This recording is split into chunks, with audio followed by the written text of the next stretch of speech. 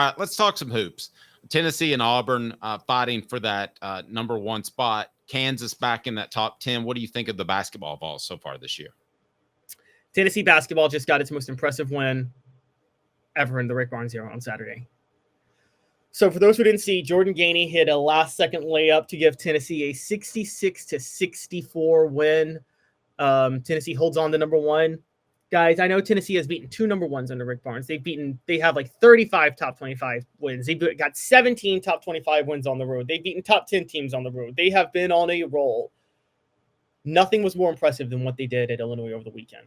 Because this is the type of game that even number one teams lose, Dave. Think about it. You're going to an unranked team that's 8-2, fringe top 25. You're playing them on the road, and the refs are calling every ticky-tack foul possible. Your best player fouls out, Chaz Lanier. Your second best player fouls out, Sakai Ziegler, who is your leader. Your best defender gets in foul trouble, and Jemai Meshach. You're hurt right now because Cameron Carr is not playing yet, and Darlington Dubois is still trying to get acclimated to the system, and you still find a way to win. Okay, can I play the other side of it? This is what somebody texted me from up in the Boston neck of the woods. It said he's a big Tennessee fan. He said it's exactly what we don't need, and that is Tennessee playing at a high level, winning a game that they probably shouldn't have, and all of those things happening because it could keep Tennessee from maturing. That's probably a better game to win to get lose to get your guys' attention. Right or wrong? You agree with any of that? No, I think they're very mature. I think that would make sense if this was a one and done group of freshmen. These are all 4th and 5th year seniors who are all very mature, who want to take their game to the next level. And I don't think that's anything to worry about at all. I think the men's basketball team is in great shape with Illinois, with beating Illinois. That was an impressive win. I mean, that was a dogfight. They prove they can win in the clutch. Again, these are Dave, you run into that. You inevitably run into a game in March, right? And March Madness, where the refs will call every ticky-tack foul. That's half the reasons upsets happen. I'm just going to say it, college basketball refs are the worst refs in all of sports. They're horrible. And so to be able to win that game proves that they could win it in March. And by the way, they weren't shooting well from 3. All their players were in foul trouble. It was a ticky-tack game. And they were on the road, which they won't be on the road in March, and they still find a way to win. I can't say enough about – I mean, I have not seen a number one – teams don't win that. I've moved from this is a national title team to this team will win the national title. I'm calling it right now. Tennessee basketball will win the national championship this year. That I've never seen a team yet. I don't think UConn of the last 2 years could have done what Tennessee did on Saturday at Illinois. It's pretty hot. I don't know what those odds are, but it's pretty hot. Now, Pseudo Shamdo on the message board kind of halfway goes with Caleb here. And he said that he thinks it'll be a confidence booster to the second-tier players. That might be the case. I just worried about this entire team getting too much of a big head earlier in the season. So let me ask you this, Caleb. What's the next step for this basketball program? At this time last year, and I checked my notes from this time last year, and we were talking about that connect guy. Can they get him the ball even more? Did they do more along the lines of getting him the ball? And turns out, yes, they did, and that's what they did, and it worked out well. So what do you think is the next step for this basketball team's development, Caleb, that we'll look back in 2-4 weeks from now and say, yep, that's when they hit another level? The next step is Darlington Dubois taking another level. If Darlington Dubois can develop, and then he'll be able to play under the basket, that gives them more depth in the post. And he showed some flashes over the weekend. So that's the next step. And then there's obviously just getting healthy with Cameron Carr. But Darlington Dubois, if he can develop, I mean, again, this team, even without JP Estrella, this team looks unbeatable, Dave. I'm going to say it, they look unbeatable. They're so mature. They're so talented. I can't say enough about them. And honestly, I got them winning the national title this year because of it.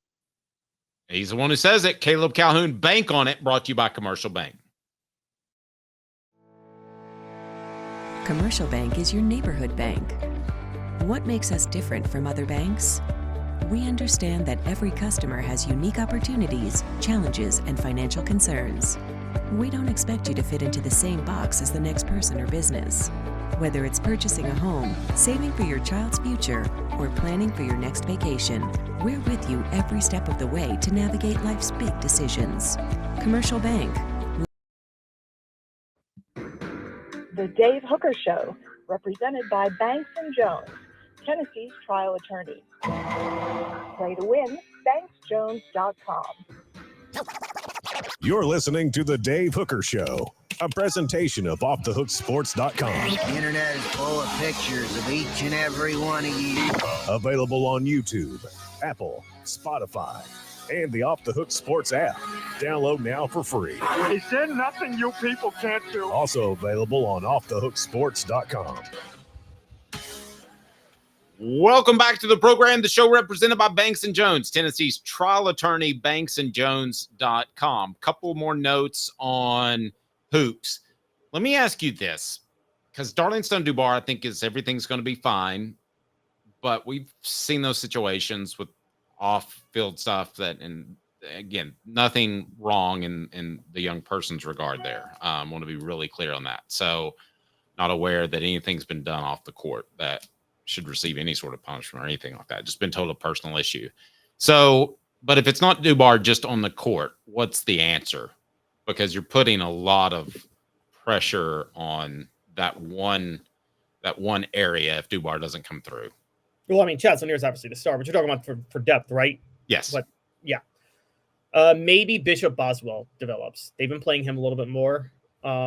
I think that would be the hope, is to see him take a step forward where they could use him. Rick Barnes, on principle, I don't like this principle, but his principle is, I'm not going to – guys earn minutes. You earn playing time.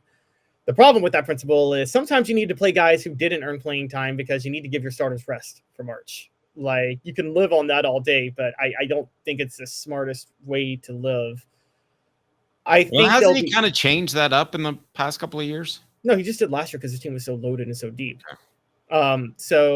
But he didn't the year before. So that's and he didn't when he had Grant Williams, and that cost them in the NCAA tournament when they had Grant Williams. So I think that's kind of the big thing for Rick Barnes. I'll point this out, though. There should be plenty of time to develop for Tennessee after what happened over the weekend, Dave, because, look, the SEC is loaded this year. I think the SEC has like 7 top 25 teams, so they have a very brutal road once the SEC begins. But want to know what's on their schedule for the next couple of weeks, Dave, until the SEC play begins? Lay it on me. Oh, they get Western Carolina tomorrow. They then get MTSU next Monday. And then coming back from Christmas, they get Norfolk State. So we're talking they're going to stay number one.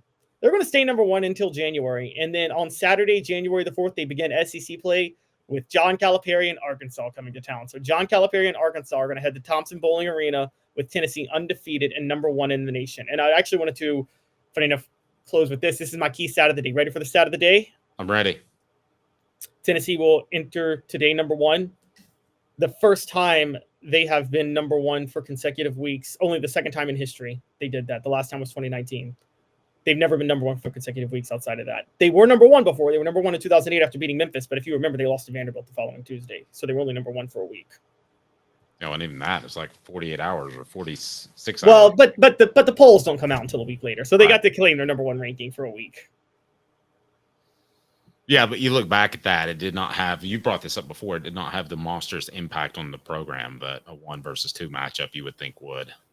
No, it didn't, because 1 versus 2 matchups in college basketball are stupid and don't matter because they have this 800,000 team NCAA tournament that they deal with. Yep. Tomorrow on the program, it'll be John Adams. Let's talk about the Lady Vols real quick. Let's get to the Lady Vols first, though. Lady Vols making a whole bunch of threes and shooting a whole bunch of threes. Yes, for those who watched over the weekend, the Tennessee Lady Vols, they won their game 139-59 on Saturday. Beat UNC Central 139-59. Now, UNC Central is not a good basketball team. They are 0-12. However, this is still an impressive win. Tennessee ranked in the top 20. Dave, they set an NCAA record for threes. Here's our other stat of the day. Guess how many threes they hit? 28. No, that's the record they broke. They hit 30. They hit 30 threes. Here's the key point of this game. Samara Spencer was the star. She was 9 of 13 from 3. She had 33 points and 10 assists. They forced 44 turnovers. 44 turnovers.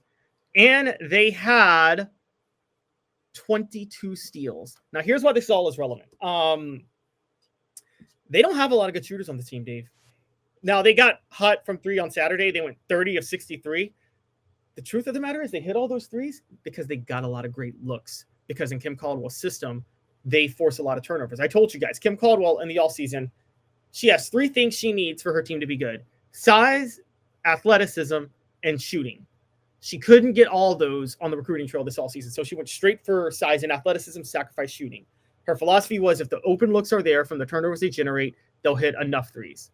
That was exactly the case on Saturday, where they set the record for threes in NCAA. Dave, the reason I'm bringing all this up is it's scary what Tennessee can be when Kim Caldwell wants. She doesn't even have a good shooting team, and they set the NCAA record for threes. Imagine what they're going to do when she gets her shooters in there.